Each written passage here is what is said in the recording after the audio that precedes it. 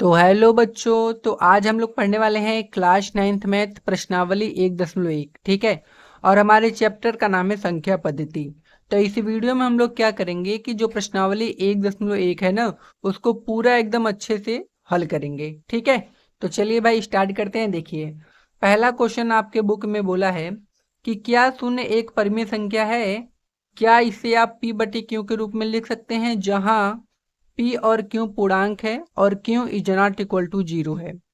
तो हमको ये बताना है इसमें ना कि ये जो शून्य है वो एक परिमेय संख्या है कि नहीं है। तो उसको बताने के लिए सबसे पहले हमको पढ़ना होगा कि परिमेय संख्या क्या होता है। अगर हम परिमेय संख्या को पढ़ लेंगे तो हम बता देंगे कि शून्य क्या है। ठीक है। तो चलिए सबसे पहले परिमेय संख्या को पढ़ते हैं, फिर बताते हैं इसको। ठीक है। तो इसको साइड में कर लेते हैं भाई। और हम लोग यहाँ पर पढ़ते हैं सबसे पहले परिमेय संख्याएं के बारे में। तो हेडिंग डाल देते हैं परिमेय संख्या। कौन दिक्कत है यहाँ तक भाई? मेरे नहीं दिक्कत। ठीक है। तो ये हमारा परिमेय संख्या हो गया। तो परिमेय संख्या किसे कहते हैं? तो आप लिखोगे वह संख्या, ध्यान से समझिए इसको, वह संख्या जिसे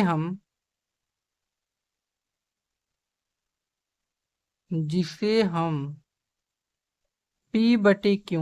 अब ये p बटे क्यू का मतलब क्या होता है, बहुत लोगों को यह नहीं पता होता है। p बटे क्यू का मतलब होता है कि कोई भी संख्या आप बटे में लिखोगे तो उसको हम लोग कहते हैं p बटे क्यू। इसका मतलब क्या हुआ?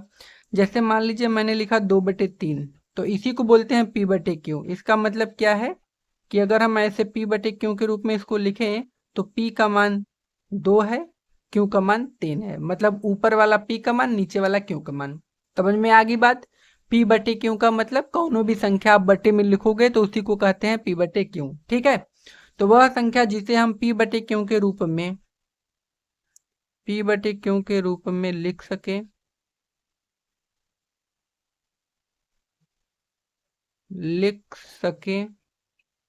ठीक है, तथा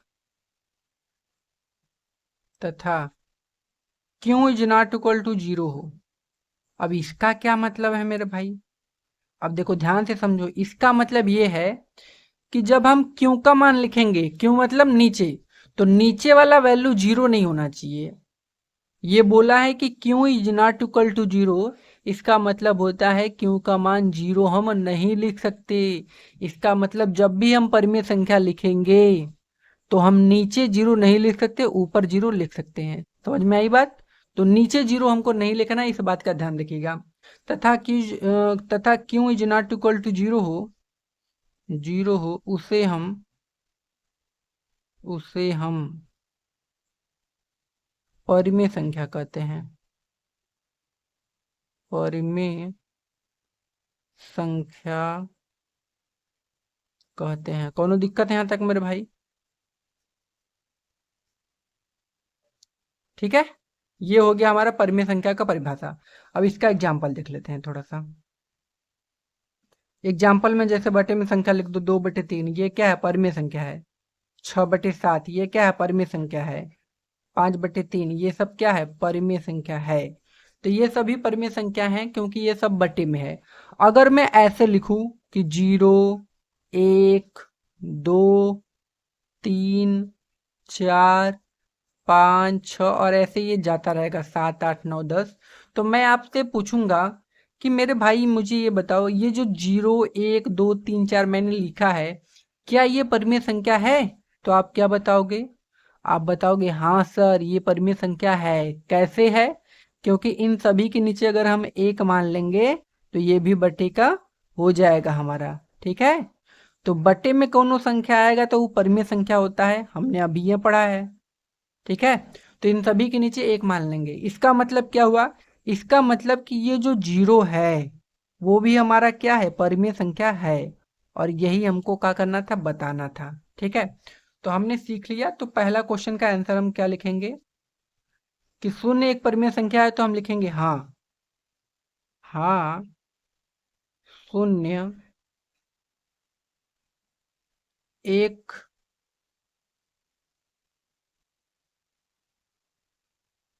एक परिमेय संख्या है।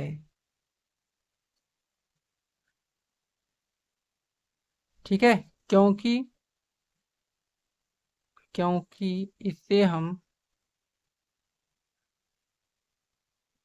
क्योंकि इसे हम P/Q के रूप में लिख सकते हैं ना। यही हो जाएगा आंसर। ठीक है मेरे भाई, तो कोई दिक्कत यहाँ तक? मेरे हिसाब से तो नहीं हुई होगी। ठीक है, तो ये हमारा हो गया। अब देखते हैं इसका अगला वाला क्वेश्चन, कि अगला वाला क्वेश्चन क्या बोला है। देखिए, अगला क्वेश्चन क्या बोला है कि 3 और 4 के बीच में 6 परिमेय संख्या ज्ञात कीजिए। तो हमको क्या करना है कि 3 और 4 के बीच में 6 परिमेय संख्याएं निकालनी है। चलिए भाई, इसको भी लगा लेते हैं हम लोग। तो इसको हटाते हैं और इसको पलट लेते हैं ना यहाँ पर। ठीक है, तो क्वेश्चन नंबर ये हमारा होगा दूसरा। दूसरे में हमसे क्या बोला है कि 3 और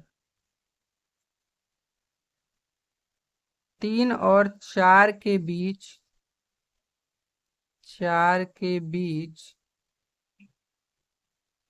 6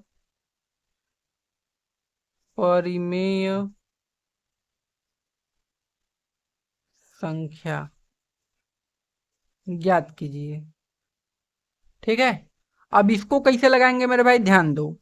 तो जितना भी परिमेय संख्या आपसे पूछेगा निकालने के लिए, जैसे इसमें कितना संख्या आपको निकालना है, तो इसमें आपको टोटल 6 परिमेय संख्या बोला है निकालने के लिए। तो जितना भी परिमेय संख्या आपसे बोलेगा निकालने के लिए, उसमें आप क्या कीजिएगा, एक बढ़ा दीजिएगा, मतलब एक जोड़ दीजिएगा। तो हमको 6 परिमेय संख्या निकालने के लिए बोला था, तो हम इसमें एक जोड़ेंगे तो कितना आ जाएगा, 7। तो बस 7 का इन दोनों में ना गुणा करना है, ऊपर नीचे दोनों। तो गुणा कर दो। तो 3 का पहले 7 में गुणा कर देते हैं, ऊपर भी और नीचे भी। उसी प्रकार 4 का भी हम क्या करेंगे, 7 में गुणा कर देंगे, ऊपर भी नीचे भी। यहाँ तक कौनो दिक्कत भैया? नहीं ना।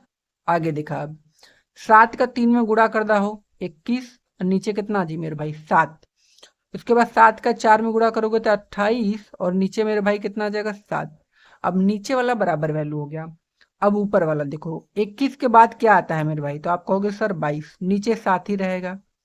उसके बाद 22 के बाद आता है 23, नीचे 7। उसके बाद 24, नीचे 7। उसके बाद 25, नीचे 7। उसके बाद 25 के बाद कितना आता है, 26, फिर नीचे 7। उसके बाद 27, नीचे 7।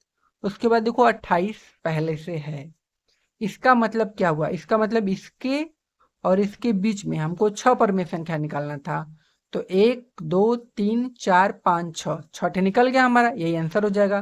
तो हम क्या लिख देंगे, 22/7, फिर 23/7, उसके बाद 24/7, उसके बाद 25/7, उसके बाद 26/7, उसके बाद 27/7। यही हमारे क्या हो जाएंगे मेरे भाई, आंसर। ठीक है, तो हमने देखिए क्वेश्चन नंबर जो दूसरा था उसको भी एकदम बढ़िया से आपको बता दिया। अब आगे चलते हैं। ठीक है, आगे क्या बोला है, आगे बोला है कि 3/5 और 4/5 के बीच 5 परिमेय संख्या हमको निकालनी है। सेम क्वेश्चन नंबर दूसरा की तरह है, चलिए इसको भी निकालते हैं ना। तो कहाँ, इसको निकाल दी इसी जगह। हाँ, अड़ता जाएगा। क्वेश्चन नंबर ये हमारा कौन सा है, तीसरा। क्या बोला है कि आ, 3/5। दूसरा पेज ले लें कि इसी पर हल, दूसरा पेज ले लेते हैं, इस पे हल नहीं करते हैं ना। चलो, क्वेश्चन नंबर हमारा तीसरा है। बोला है कि 3/5 और 4/5 ना के बीच के बीच 5 परिमेय संख्या निकालनी है। कितनी संख्या, 5 परिमेय संख्या, यह ना जी। चलिए अब हमको कितना परिमेय संख्या निकालना है मेरे भाई, 5 परिमेय संख्या। तो हम क्या करेंगे, 5 में 1 बढ़ाएंगे तो कितना आ जाएगा, 6। तो 6 का इन दोनों में गुणा करना है। तो हम क्या करेंगे, 3/5 गुणा करना है, 6 का ऊपर 6 का नीचे भी। यहाँ भी 4 बटे लिखेंगे 5 और गुणा करना है 6 का ऊपर 6 का नीचे भी। ठीक है, हो गया। अब 3 का गुणा 6 में कर दो 18 और 5 का गुणा 6 में कर दो 30 मेरे भाई। ठीक है, 4 का गुणा 6 में कर दो 24 और 5 का गुणा 6 में कर दो मेरे भाई 30। कौन दिक्कत यहाँ तक नहीं। अब इसके बीच का जो संख्या आता है लिख दो। अब 18 के बाद मेरे भाई आता है 19 बटा के कितना हो जाएगा 30। उसके बाद 20 बटा के 30। उसके बाद 21 बटा के 30। उसके बाद 22 बटा के 30। उसके बाद 23 बटा के 30। उसके बाद 24 है पहले से। इसका मतलब क्या हुआ, इसका मतलब कि इसके और इसके बीच में हमको 5 परिमेय संख्या निकालनी थी, जो कि हमने निकाल लिया। देखिए 1 2 3 4 5, बस उसी पांचों को लिख दो। तो हमारा यहाँ से हो जाएगा 19 बटा के 30। उसके बाद यहाँ से हो जाएगा 20 बटा के 30। उसके बाद यहाँ से हो जाएगा 21 बटा के 30। उसके बाद 22 बटा के 30।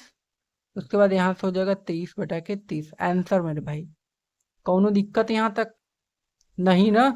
तो हो गया ये हमारा। अब चलते हैं अपने अगले वाले क्वेश्चन पर, देखते हैं हमारा अगला वाला क्वेश्चन क्या बोला है। ठीक है, देखिए अगला क्वेश्चन हमसे क्या बोला है।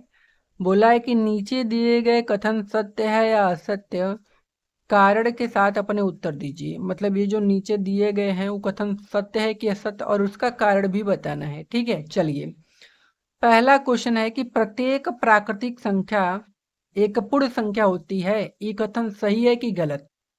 तो इसमें टोटल 2 संख्याओं का बात किया है, एक तो आपका प्राकृतिक संख्या, एक पूर्ण संख्या।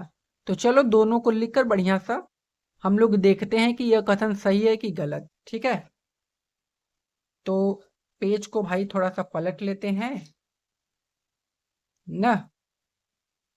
क्वेश्चन नंबर ये हमारा 4 है, 4 का पहला क्वेश्चन। पहला क्वेश्चन में हमसे क्या बोला है, आ, पहला क्वेश्चन में 2 संख्याओं का बात किया, एक तो प्राकृतिक संख्या, तो उसको लिख लेते हैं मेरे भाई। प्राकृतिक संख्या, बताओ प्राकृतिक संख्या कहाँ से स्टार्ट होती है, तुम लोग जल्दी जल्दी कमेंट में बताओ तो देखते हैं तुम लोगों को यो पता है कि नहीं पता है। प्राकृतिक संख्या जो होती है वो कहाँ से स्टार्ट होता है आपका, 1 से। 1 2 3 4 5 6 7 ऐसे जाता रहेगा। ठीक है, उसके बाद क्या आता है, उसके बाद बोला है पूर्ण संख्या। तो पूर्ण संख्या कहाँ से स्टार्ट होता है मेरे भाई, तो पूर्ण संख्या स्टार्ट होता है 0 से। कहाँ से, 0 से। तो हो जाएगा 0 1 2 3 4 5 6 ऐसे जाता रहेगा। तो इन दोनों में अंतर किसका है, खाली 0 का अंतर है। इसमें 0 ज्यादा है और इसमें 0 कम है। 0 हटा देंगे तो सब बराबर हो जाएगा ना। तो बस यही अंतर है। तो अब हमको ये बताना है कि ये कथन सत्य है कि असत्य। तो उसको कैसे बताएंगे, बस आपको ये देखना है कि जितना ऊपर नंबर लिखा गया है उस सब का सब नंबर नीचे वाले में मिल रहा है कि नहीं। अगर जितना ऊपर नंबर लिखा गया है उस सब का सब नीचे वाले में नंबर मिल जाएगा तो इसका मतलब वो कथन सत्य है, अगर नहीं मिला तो असत्य है।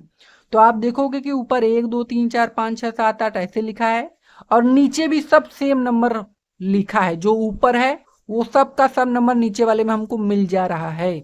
इसका मतलब ये कथन मेरे भाई का है, सत्य है। तो हम क्या कहेंगे, तो हम कह सकते हैं कि प्रत्येक जो प्राकृतिक संख्या होती है वह एक क्या होता है, पूर्ण संख्या होता है। ठीक है, आंसर। कौनो दिक्कत यहां तक मेरे भाई, नहीं दिक्कत। आगे देखो, दूसरा क्वेश्चन में क्या बोला है हमसे, बोला है कि प्रत्येक पूर्णांक एक पूर्ण संख्या होती है। तो इसमें 2 संख्याओं का बात किया है, एक तो पूर्णांक संख्या और एक पूर्ण संख्या। चलो इसको भी हम लोग लगा लेते हैं आराम से। तो अब ये हमारा जो दूसरा क्वेश्चन है,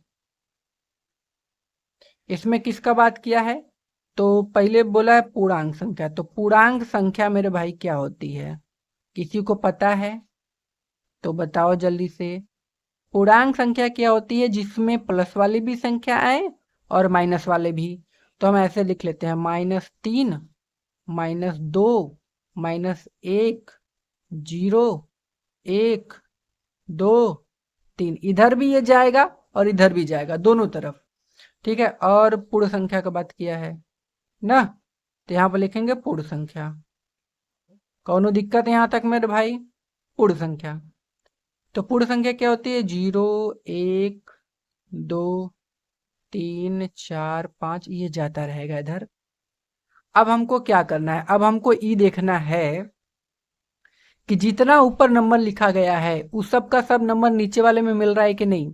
तो आप देखोगे कि ऊपर तो 0, 1, 2, 3, 4 ये सब नंबर मिल जाएगा, लेकिन ये जो माइनस में नंबर लिखा गया है वो माइनस वाला नंबर हमको नीचे वाले में नहीं मिलेगा। इसका मतलब क्या हुआ कि ऊपर का पूरा पूरा नंबर नीचे वाले में हमको नहीं मिल रहा है। तो जब ऊपर का पूरा पूरा नंबर नीचे वाले में नहीं मिलेगा तो यह कथन हमारे भाई असत्य हो जाएगा। क्या हो जाएगा? असत्य। बस यही इसका क्या हो जाएगा? आंसर। ठीक है। तो अब इसका लास्ट क्वेश्चन देख लेते हैं, उसको भी देखिए। लास्ट क्वेश्चन क्या बोला है कि प्रत्येक परिमेय संख्या एक पूर्ण संख्या होती है। ये हमको बताना है कि जो परिमेय संख्या होती है वो एक पूर्ण संख्या होती है कि नहीं। तो चलो उसको भी देख लेते हैं। तो ये दूसरा था इसका और ये तीसरा। तो परिमेय संख्या का बात किया सबसे पहले, तो उसको लिख लेते हैं। परिमेय संख्या, परिमेय संख्या क्या होती है?